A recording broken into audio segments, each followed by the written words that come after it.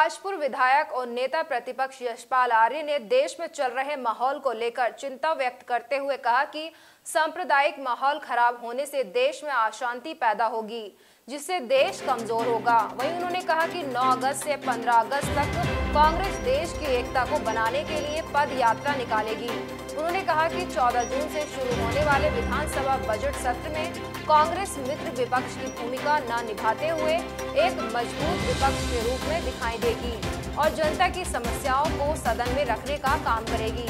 बता दें कि नेता प्रतिपक्ष यशपाल आर्य बाजपुर पहुंचे, जहां उन्होंने निजी कार्यक्रम के तहत विभिन्न ग्रामीण क्षेत्रों का भ्रमण किया और लोगों से मुलाकात की। इस दौरान मीडिया से वार्ता करते हुए उन्होंने बताया कि 14 जून से विधानसभा बजट सत्र शुरू होने वाला है, जिसमें कांग्रेस मजबूत विपक्ष के रूप में दिखाई देगी।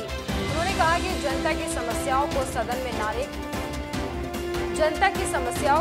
में लाने के लिए सभी कांग्रेस विधायक 12 जून को बैठक करेंगे, जिसमें जनता के मुद्दों को लेकर एक योजना बनाई जाएगी। वहीं नेता प्रतिपक्ष ने देश में खराब हो रहे माहौल को लेकर चिंता व्यक्त की और कहा कि जो माहौल चल रहा है वह देश की एकता और अखंडता को खंडित करने का काम कर रहा है। उन्होंने कहा कि ऐसा ही चलता रहा तो देश कमजोर होता जाएगा।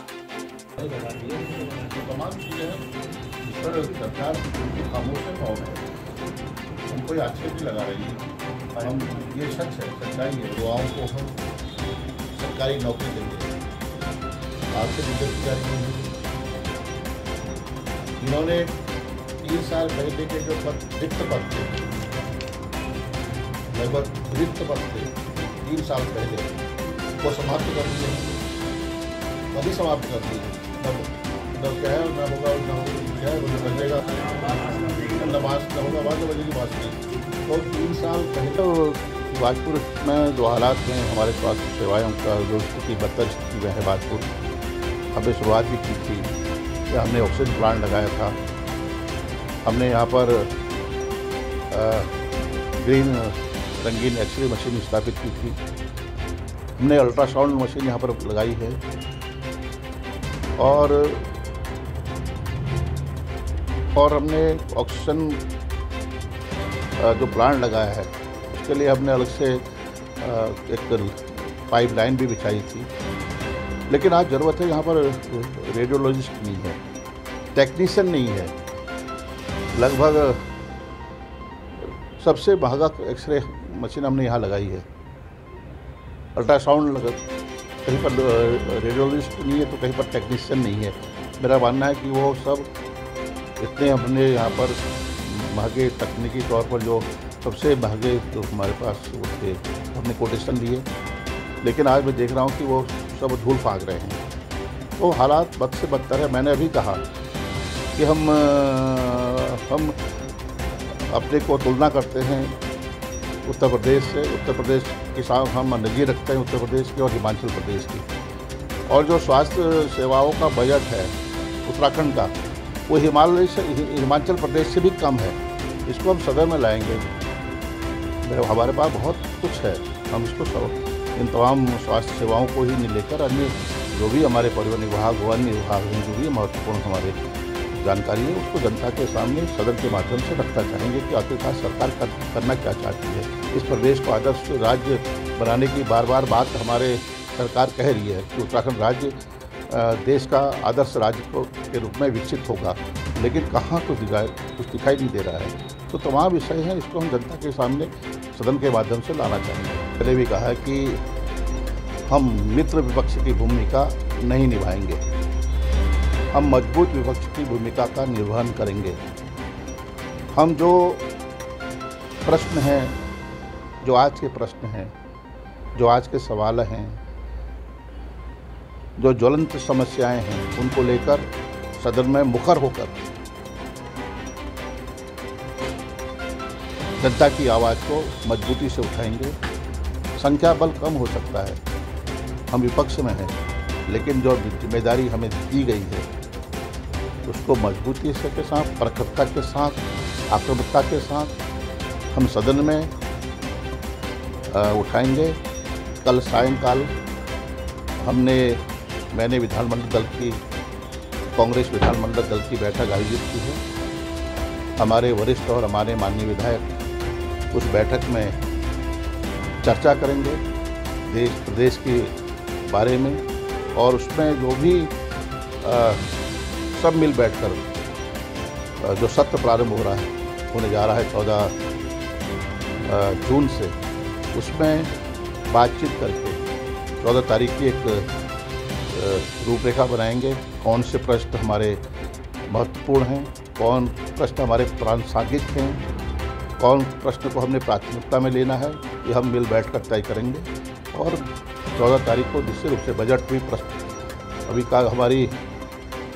अभी हमारा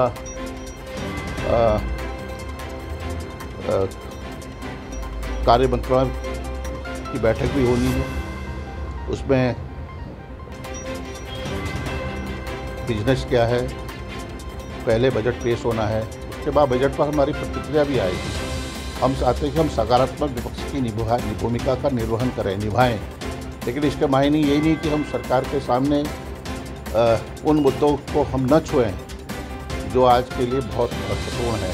हम सरकार को सदन में निश्चित रूप से घेरने का काम करेंगे और सदन में भी आवाज़ बनेंगे। हम सड़क पर देखिए जिस तरह का वातावरण बना है देश में, जो सामाजिक ताना बाना है, उसको कमज़ोर करने की कोशिश लगातार हो रही है। और जो हमारे सर्वधर्म संभाव, जो हमारी संस्कृति है, भारत अनेकता में एकता का प्रतीक है। हर धर्म, मजहब, जाति के लोग एकजुट होकर अमन और शांति से रहते आए हैं, और उस ताने बाने को अगर कमज़ोर करने की कोशिश की जाएगी तो देश कमज़ोर होगा।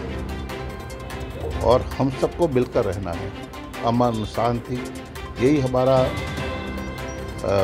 जो हमारे महात्मा गांधी जी थे, जो हमारे देश के पुरोधा थे, जिन्होंने देश की आज़ादी में, देश के निर्माण में जिनका बहुत बड़ा योगदान रहा है, हमारे संत महात्माओं ने यही हमें संदेश दिया है।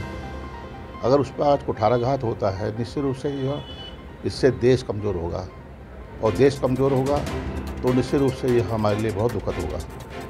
होने की ज़रूरत है। हमारा संकल्प है, हमने कहा है कि हम जब देश की आज़ादी की लड़ाई लड़ी जा रही थी और राष्ट्रपिता महात्मा गांधी जी अहिंसात्मक तरीके से उन्होंने अहिंसात्मक आंदोलन प्रारंभ किया और एक नारा दिया, अंग्रेजों भारत छोड़ो। आज उदयपुर चिंतन शिविर में प्रस्ताव पारित हुआ और एक उत्तराखंड में भी एक कार्यशाला आयोजित की गई।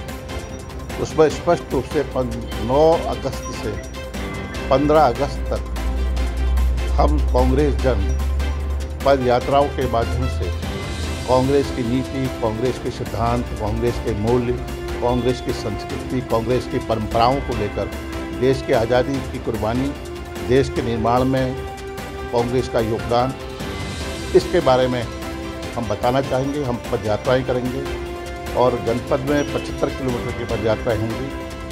हम गांव के बीच में जाएंगे, गरीबों के, शोषितों के, वंचितों के, कमज़ोर तबके के बीच में, ग्रामीणों के बीच में, किसानों के बीच में, नौजवानों के बीच में, मातृशक्ति के बीच में जाकर अपनी बात को रखना चाहेंगे और रात्रि विश्राम भी हम उन्हीं के बीच में करना चाहेंगे।